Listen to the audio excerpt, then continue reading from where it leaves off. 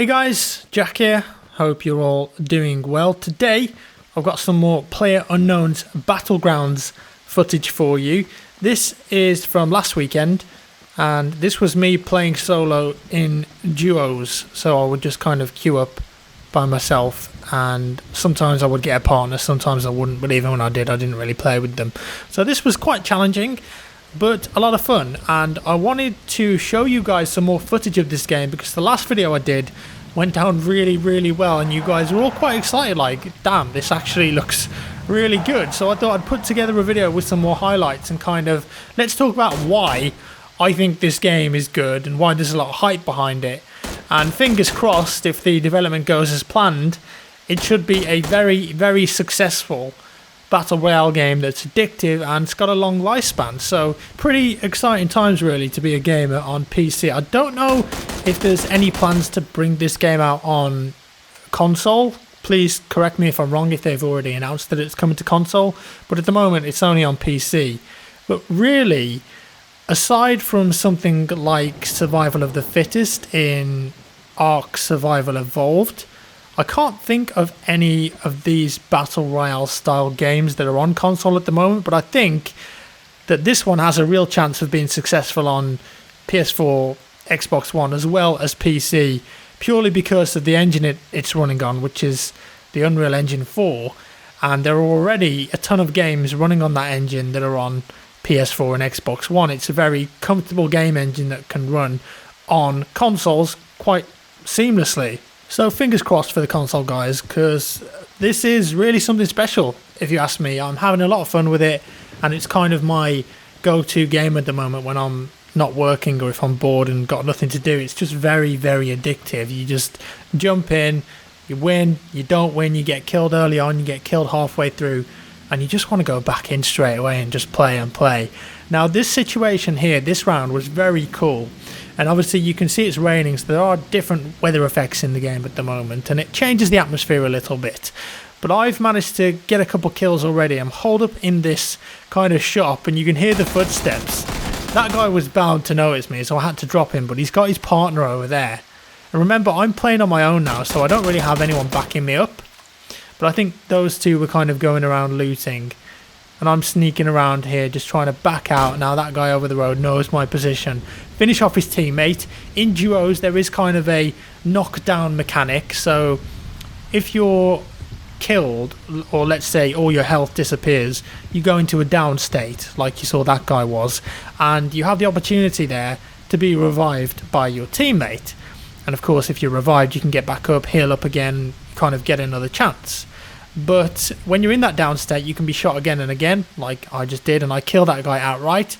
So now his friend is around looking for me. Unfortunately I heard the footsteps there. Again, something that's very good with this game that I think a lot of other BR games miss. Footsteps. You can clearly hear footsteps in this game and get an accurate direction of exactly where they're coming from, and you can use that to your advantage, and that adds to the tactical element of the game. Now with this being a Battle Royale scavenger kind of game, there's obviously loot, and you can see here that I've looted the guy that I've just killed, and I'm going through all his stuff, taking his helmet, taking a few bits of ammo and things here and there. And you'll have noticed in there that the helmet and the vest I'm wearing have armor values, and I think that that actually gives you a bit more protection from gunfire, but they also have durability, so if you get shot in the helmet, your helmet eventually is going to break. Spotted another guy across the street here, and I just think, whatever, let's just engage him. And I think I hit him about 3 times there, but maybe he's got a decent bit of gear on him, so he didn't go down then. But I know he's going to be pretty low, just cover that angle off. But seeing as he's weak, I'm thinking, well, why not go rush him, see if we can finish him off. You never know what he's carrying, could be something good. On this occasion, I couldn't find him. He was probably just holed up in that building, bandaging maybe. So I'm about to bug out. The electric field, which kills you if you're inside it, is moving in. It's going to be here within 2 minutes, and I can see it on my map, and I decide, you know what, we'll leave this guy, I can't find him, let's bug out and move along. Now this is a lot further on into the game. There's only 28 people left alive, and I've managed to sneak up to a supply drop. And the supply drops come in from an aeroplane, much like they do in all the other Battle Royale games. And in this one, there happens to be an M24 with an 8x scope. So that's a very high-powered sniper rifle. And this could potentially win me the game, because you've got such a big advantage when you have these kind of powerful guns. You take the risk going for them, but if you can get them, then totally worth it. At this point, only 17 alive, and the circle's getting very small. You can get other sniper rifles in the game, like the Kar 98, for example. I know you can find that just in a building, like as normal loot, but it's not as good as these military-style sniper rifles that you can get from these supply drops. There is another one over there, but I'm kind of sticking to the outside of the electric field there. You can see the blue on the map in the bottom right is where it's at the moment, and the white line right in the corner is where it's going to be. So I'm behind a load of people right now, and I hear gunfire. I don't want to engage just yet, because I know that as soon as I fire, people are going to know exactly where I am, especially when I'm this close to them. So I'm just stalking people. That's an easy shot for me, so I'm going to take that shot, and we've downed him. Now his teammate ran across to the right. I don't know if you noticed that, but I'm just trying to finish this guy off so he can't be revived by his teammates. And there it is. There's the 5th kill of the match. I'm looking out for his teammate right now. Where did he go? Probably behind one of these trees. So I'm going to move in a bit. The play area is becoming a lot smaller within like 5 seconds from now. So I've got to move. I've got to get within that white circle. Again, you can see I've placed a little marker there on the yellow map, so I know roughly where I've got to be. And it's going to start to get pretty intense now.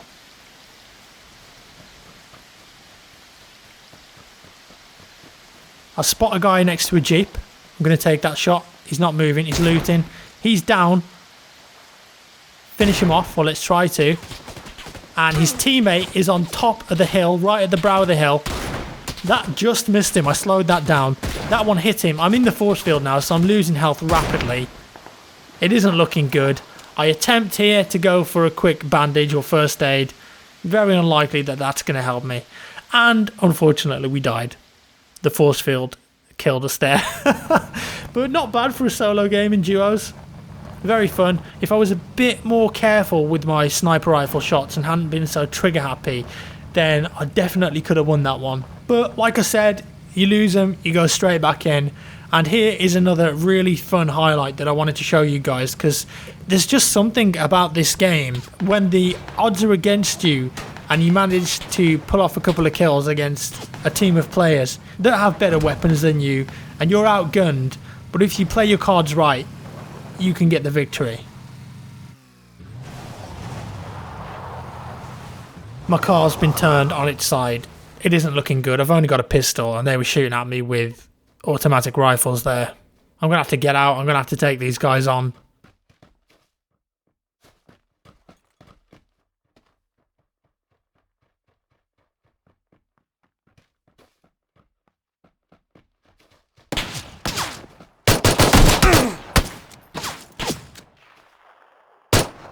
We managed to take one out so far. The other guy was shooting at us though. He hit us a couple of times. It isn't looking good.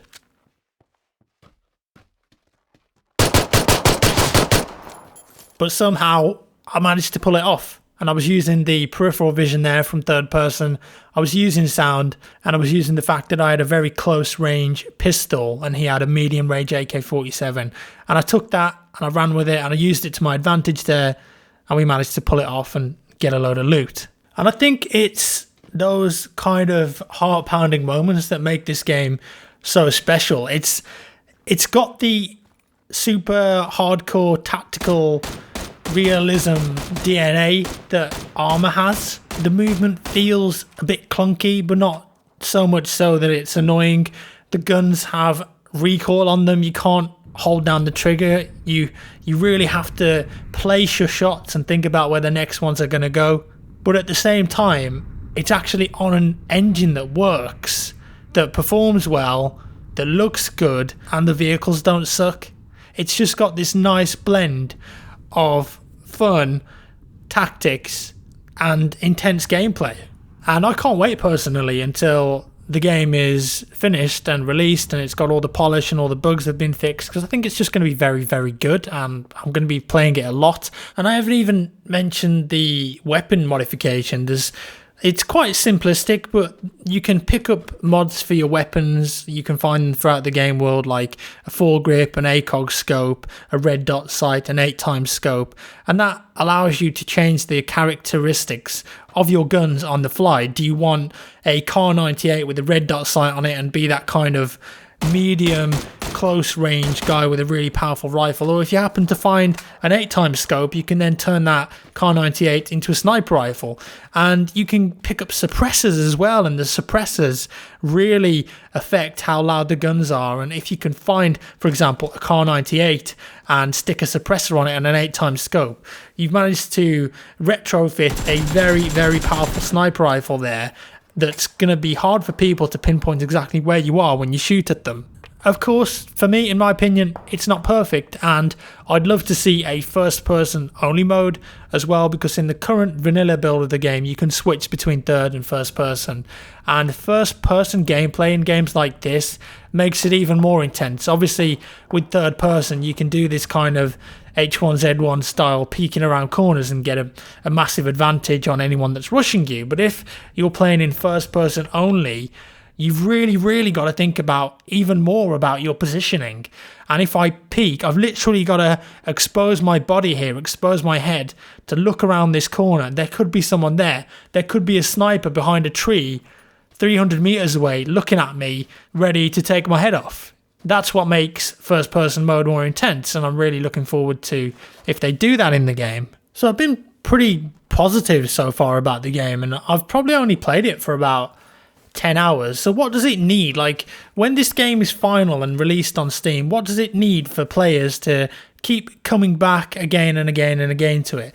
Well, it's kind of got the loot crate system in the game already, so there's loads of character customization, and if you go on the blog, you can see all these crazy costumes that they're going to add to the game, and accessories, helmets, Mad Max style, Assassin's Creed style clothing. So it's going to have all that kind of crate and character customization stuff that games like H1Z1 have. In terms of gameplay though, I think more variety, definitely. More weapons, more variety in the vehicles, and definitely a couple of different maps, because once you play on the same map again and again and again, yes, the map is pretty damn big, but if you play it enough, you're going to have seen every area and you're going to know every area. So regular map updates definitely going to be welcomed in a game like this.